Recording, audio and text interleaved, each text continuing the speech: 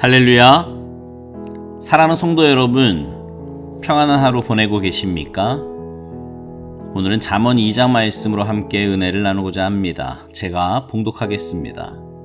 내 아들아, 내가 만일 나의 말을 받으며 나의 계명을 내게 간직하며 내 귀를 지혜에 기울이며 내 마음을 명철에 두며 지식을 불러 구하며 명철을 얻으려고 소리를 높이며 은을 구하는 것 같이 그것을 구하며 감추어진 보배를 찾는 것 같이 그것을 찾으면 여호와 경외하기를 깨달으며 하나님을 알게 되리니 대저 여호와는 지혜를 주시며 지식과 명철을 그 입에서 내심이며 그는 정직한 자를 위하여 완전한 지혜를 예비하시며 행실이 온전한 자에게 방패가 되시나니 대저 그는 정의의 길을 보호하시며 그의 성도들의 길을 보전하려 하심이니라.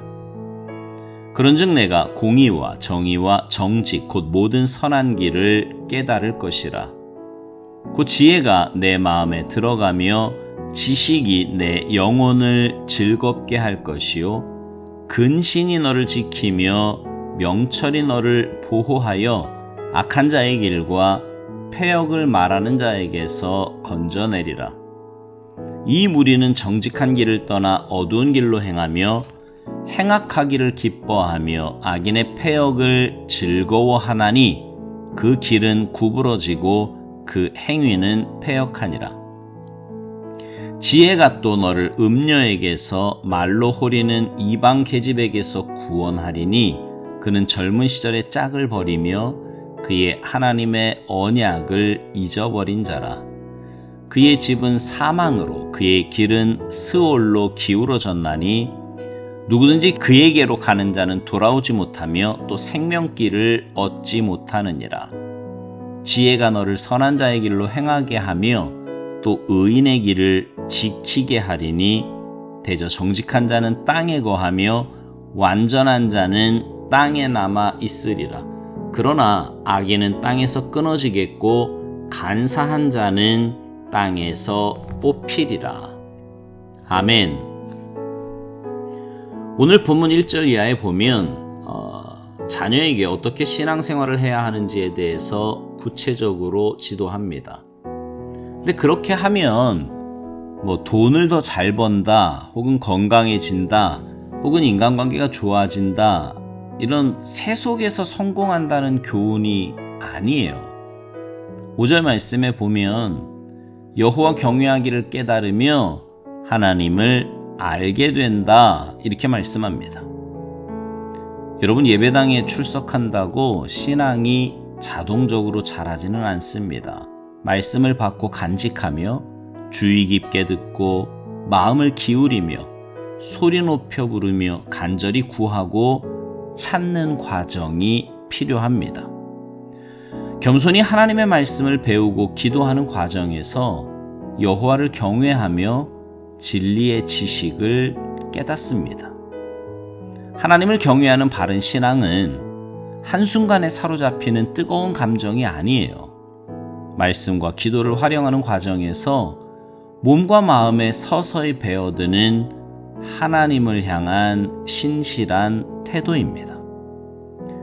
세상은 말씀과 기도 대신 인간의 이성과 경험을 방편으로 지혜를 찾습니다.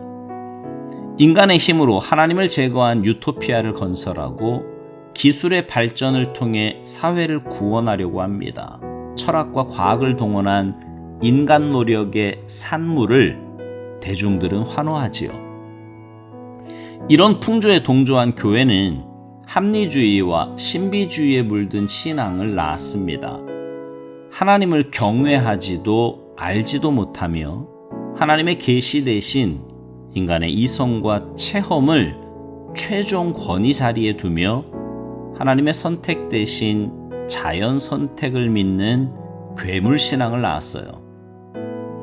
여러분, 하나님의 지혜는요, 오직 하나님을 경외함으로 바른 지식을 깨달은 사람만 누리게 되는 겁니다. 경외심 없는 열정과 노력으로는 절대로 얻을 수 없어요. 지혜를 주시는 주체는 여호와이십니다. 참 지식과 명철은 오직 하나님의 계시를 통해 임하기 때문입니다. 여러분, 지혜가요, 사세 끝에 얻는 철학이 아니에요. 소나기가 쏟아져도 엎어놓은 그릇은 물을 담지 못하는 것처럼 하나님이 지혜를 부어주셔도 마음에 담아내지 못하는 사람이 많습니다. 하나님의 말씀을 받아들여 간직하지 않는 사람, 귀 기울여 듣고 마음에 새기지 않는 사람, 더 깨달으려고 부르짖거나 구하여 찾지 않는 사람입니다.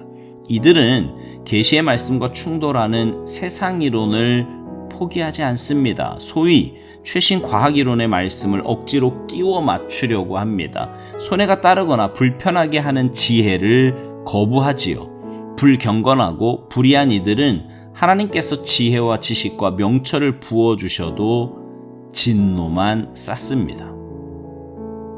하나님이 예비하신 완전한 지혜를 받는 대상은 정직한 자예요. 여기서 정직한 자란 의인을 칭하는 말인데요. 의인은 세상의 사상과 충돌할 때 절대 진리인 하나님의 말씀에 복종합니다. 말씀을 절대 기준으로 삼으니 세속 관점에 담긴 오류를 분별하지요. 정직하게 오류를 인정하고 지금껏 맹신한 사상을 버립니다. 말씀의 거울에 비친 거짓된 인간의 참상과 하나님을 대적하는 앙심을 관찰합니다. 말씀의 안경으로 세상을 다시 봄으로 세계관이 바뀌는 거예요. 여러분, 오늘 본문 7절 하반절에 있는 말씀처럼 하나님은요, 행실이 온전한 자의 방패이십니다. 이 말은 목표 지점에 도착 완료한 상태라는 의미의 온전한 자가 아닙니다. 완전한 지혜를 따라 정직하게 걷는 것이 하나님 보시기에 온전한 자의 행실이라는 말입니다. 세상은 이런 사람을 편견과 맹신에 빠졌다고 공격합니다. 각종 가설에 속아 편견과 맹신에 빠진 자기의 우매함을 성찰하지 못하는 거지요. 성찰하고도 인정하지 않는 자는 사악한 악인이에요. 이런 세상 풍조 속에서도 의인만큼은 하나님의 지혜를 따르는 것이 공평의 길인 줄을 압니다. 이전에 길동무에게 배신자로 낙인 찍히고 세상을 혐오하는 자로 매도당할지라도 박해를 견디며 바른 방향으로 걷습니다. 이때 하나님은 공평의 길을 보호하시고 그 길을 걷는 자도 보전하십니다. 온전한 자는 하나님의 보호함 덕택에 공평의 길을 걷는 중에 지혜를 풍성히 누립니다. 극심한 고난 속에서 복음의 깊은 진리를 통찰한 욥처럼 성숙해가는 거예요. 9절 말씀, 그런즉 내가 공의와 정의와 정직 곧 모든 선한 길을 깨달을 것이라. 세상은 타락한 본성 때문에 하나님의 지혜를 거부하며 하나님의 지식을 괴로워합니다. 그런데 하나님의 지혜가 마음에 임하면 반전이 일어나요. 10절 말씀, 곧 지혜가 내 마음에 들어가며 지식이 내 영혼을 즐겁게 할 것이요. 지혜가 모든 선한 길을 깨닫게 함으로 하나님과 그분을 아는 지식을 영혼의 양식으로 삼고 즐깁니다. 이 지혜는 철학 지혜와 달리 머리를 지나 마음에 들어와요. 마음에 머물면서 선한 길로 인도합니다. 이 지혜를 따라 헤아리고 분별하는 자는 지혜의 보호와 구원을 받습니다. 여러분, 악인의 길과 행위에서 구원하는 주체는 사람이 아니에요. 기술 문명이나 숭고한 도덕성을 갖춘 사회 공동체도 아닙니다. 구원의 주체는 언제나 하나님이십니다.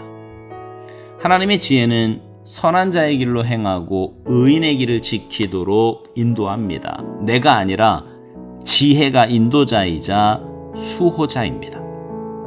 그래서 잠언은 일반 윤리와 달리 실천부터 강요하지 않아요. 은혜의 방편인 말씀과 기도에 먼저 집중할 것을 강권합니다. 실천은 하나님을 경외하며 그분을 알아갈 때 자연스럽게 맺히는 열매이기 때문입니다. 사랑하는 성도 여러분, 온전한 지혜를 갖고 참된 신앙의 길을 걸어가시기 바랍니다. 그럴 때 하나님께서 여러분과 여러분의 삶을 지키시고 붙드시고 가장 선한 길로 인도하실 줄 믿습니다. 이런 놀라운 은혜가 말씀의 기준을 붙잡고 믿음으로 살아가는 여러분 모두에게 풍성하게 임하시기를 주님의 이름으로 축복합니다. 아멘.